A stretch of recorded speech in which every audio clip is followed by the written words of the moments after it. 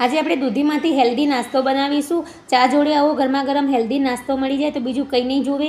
દૂધીની સીણવાની પણ ઝંઝટ વગર આપણે 1 કપ દૂધી, 2 લીલા મરચાં ને થોડા કોથમીરના પાન, આદુ મરચાંની પેસ્ટ અને 1 ચમચી લીંબુનો રસ નાખી અને આપણે દૂધીને પાણી વગર ક્રશ કરીને તૈયાર કરી લેવાની છે। પછી બાઉલમાં ટ્રાન્સફર કરીને એમાં રેગ્યુલર મસાલા કરીશું। હળદર, ધાણા જીરું, ચપટી હિંગ અને મીઠું। લાલ મરચાંની જરૂર નહીં પડે, આપણે લીલા મરચાં લીધા છે એટલે એની તીખાશ આવી જશે। પછી 1 કપ જુવાર અને ઘઉંનો લોટ મેં મિક્સ કરીને લઈ લીધો છે।